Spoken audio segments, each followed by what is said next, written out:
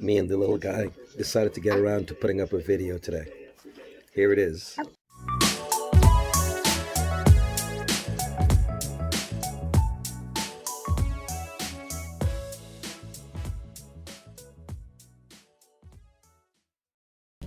Hi again, Caribbeanologists.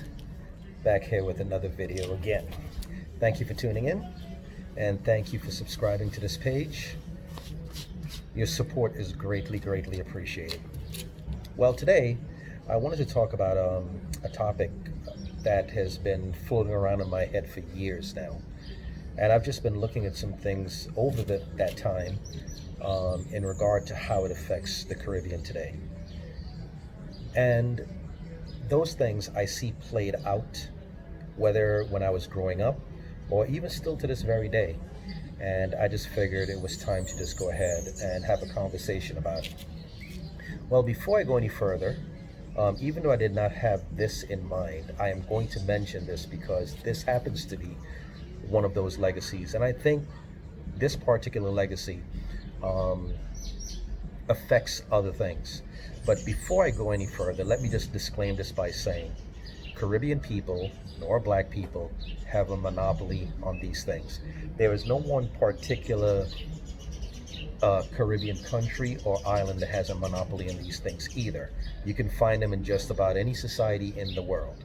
But because this is a page dealing with the Caribbean, I wanted to basically talk about it within our region, within the Caribbean. I want to talk about those things. But one of the things that I want to talk about right off the bat is the role that religion has played within the Caribbean region. It does not mean that before enslaved Africans were brought to this side of the world that they were irreligious, like they didn't have anything that they believed in, no supreme deity, no gods, nothing along that line. I'm not saying that.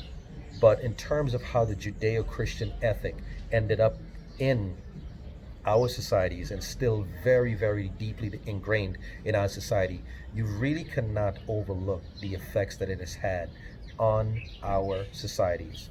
Some people may say it has been positive, other people will say that it has been negative. But I want you to consider something. When the Europeans and even the Americans engaged in slavery, but let's go with the Europeans at first. When they went on their conquests around the world, and when they also went and took enslaved Africans from Africa and brought them over to the New World.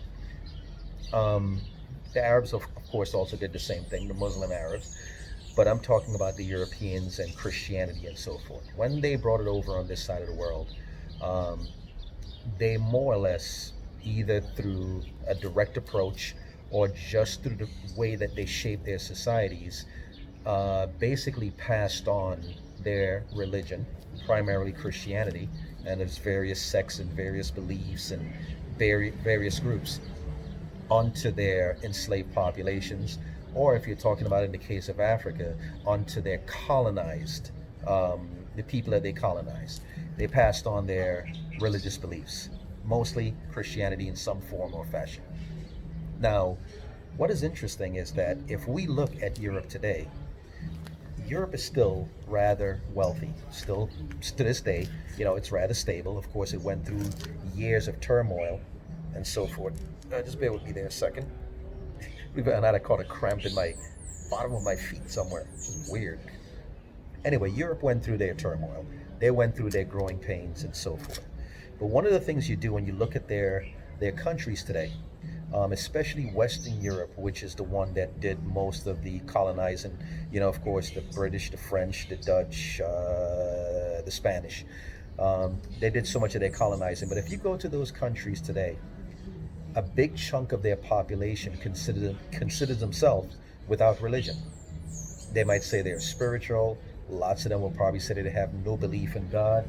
A lot of them are probably don't even have any affiliation with any churches whatsoever. That was a thing of the past, a legacy of their past. Now remember, those same countries, when they were empires, passed those things on to their subjects, whether it's the enslaved or whether those people that they colonize, countries, areas of the world that they colonize. Now here is where it becomes ironic. You look at those countries today, again, they don't really consider themselves such. They have churches, they have cathedrals and everything laying around. But those are things like relics of the past. The younger people nowadays don't really put any stock in those places. They're not really too concerned about those type of things. They just go about their normal lives. But the countries are wealthy. The countries are stable. Their populations generally well educated. People living rather well. Now here's where it becomes interesting.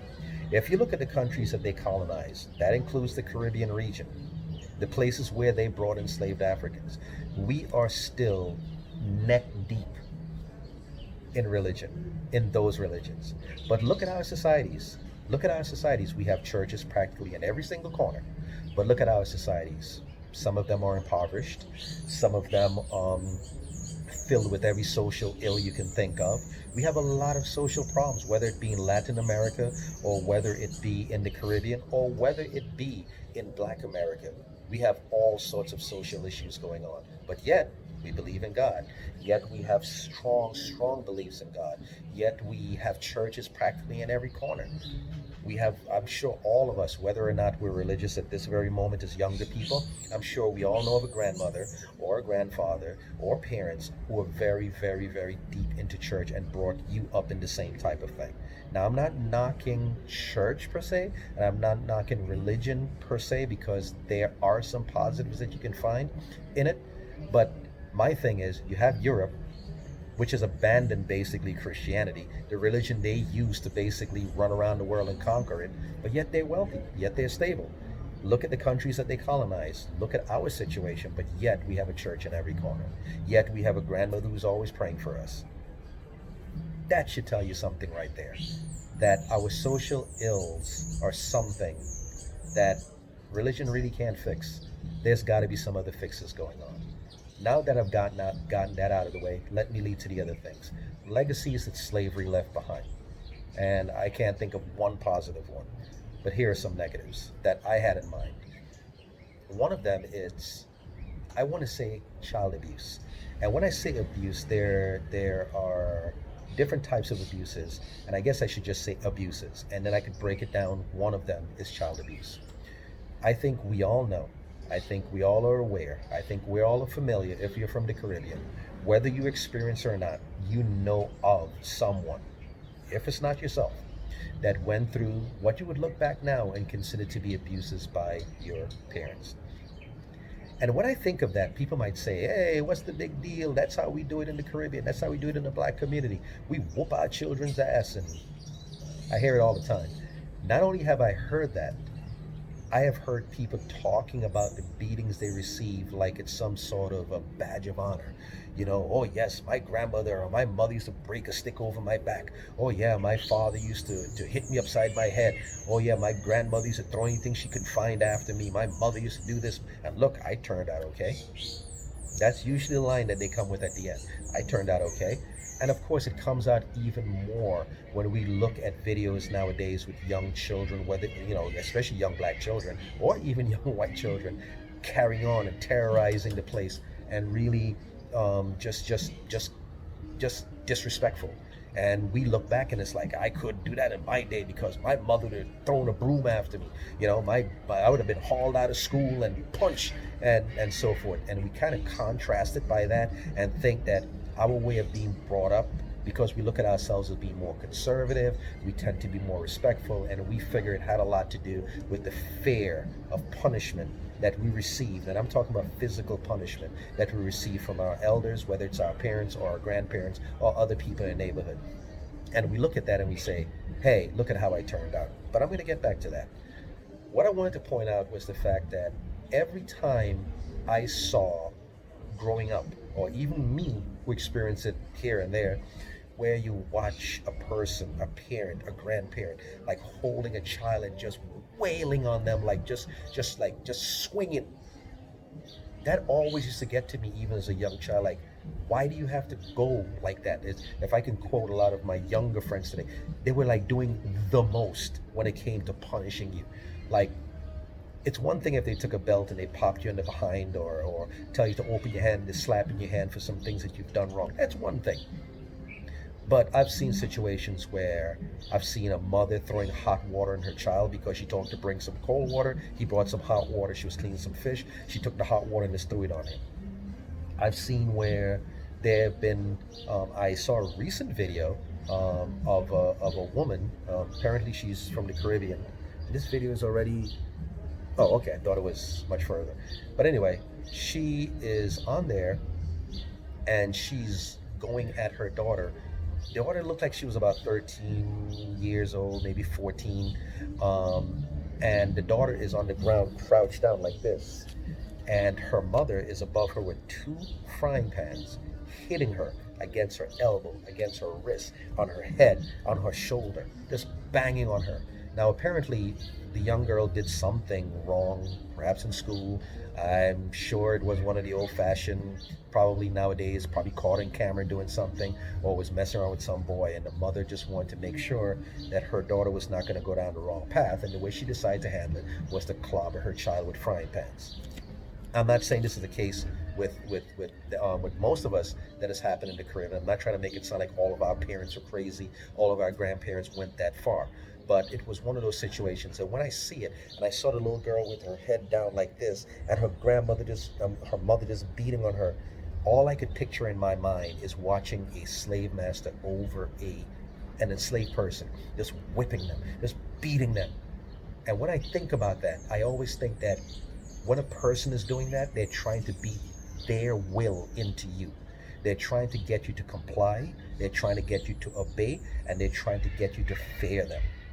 And when I hear about those three things, aren't those the very same things that the slave masters did? I'm going to make you obey me. I'm going to make you comply. I'm going to make you fear me. So, when you have situations like that, a person is not obeying you because they care, because it's coming from here. They're obeying you because they are afraid of you. That when they're out of your sight or they're not looking, now of course you can still be in their heads, but when they're not around, when you're not around, they do what they want to do. They feel free to just go ahead and be whoever they're going to be. And I have a feeling that the reason why you hear these type of things, which leads to my next point when it comes to this, when we say we're okay, I always say to myself, are we?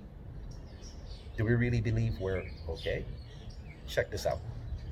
I cannot tell you how many times, even in my family, where I have seen, and I've been around other people where I've seen this, a young woman, or a woman, a grown woman basically, say in her 30s, say she's in her 40s, she has her children. She brings them over, and she's over at her mother's house or her father's house. And a conversation comes up about the past.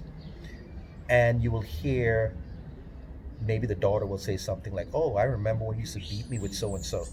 And somehow parents always seem to get amnesia when this comes up, like, "I never used to do that to you."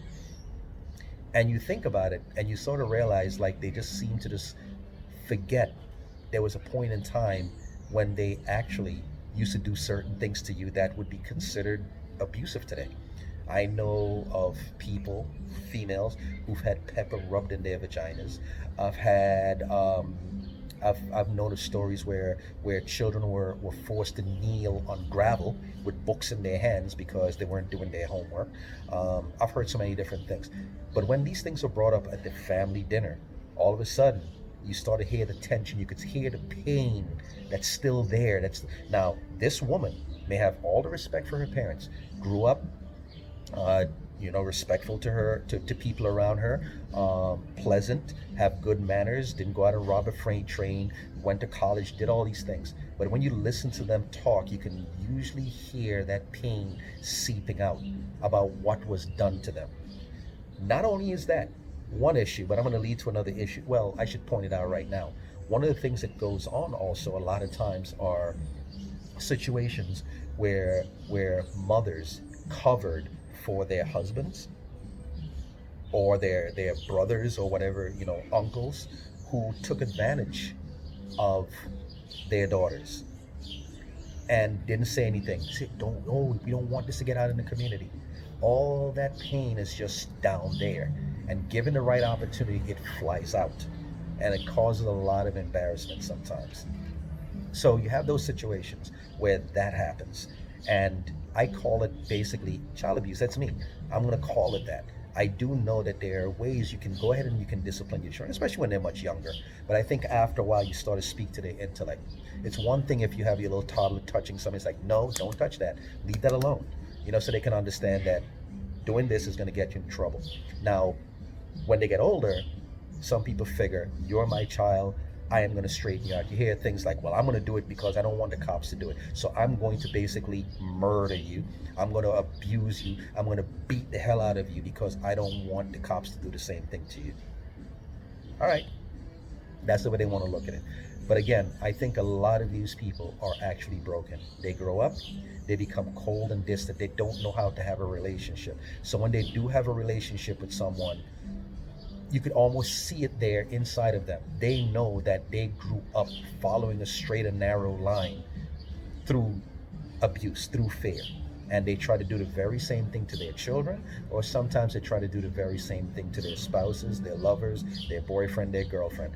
You're going to listen to what I'm telling you. You're going to follow what I say. And this is the only way I know how to get that into your head and into your mind, that you do what I want you to do, because this is how it was brought up, and I'm going to do the very same thing to you.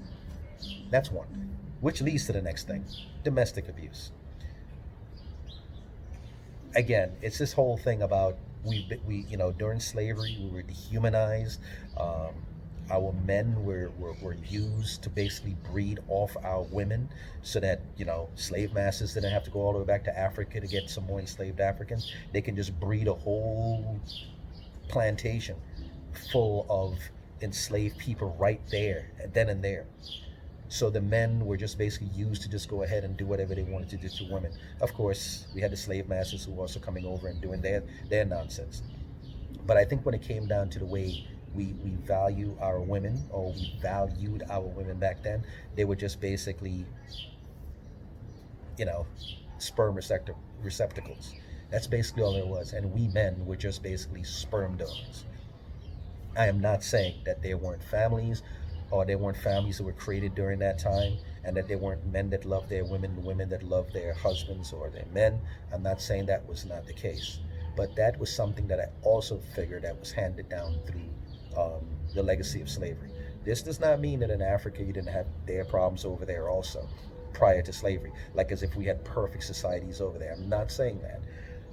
But when you bring people on this side of the world to dehumanize them, remove their humanity, tell them they're not humans, tell them that they're animals, put them down, leave them without worth, and drill that in their head for 200 to 400 years, you're going to definitely have an effect. You're definitely going to leave a legacy behind.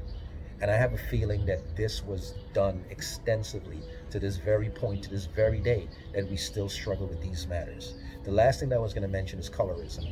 Now, I went to Jamaica a few years back, and I remember this was during the administration of P.J. Patterson was the prime minister at the time.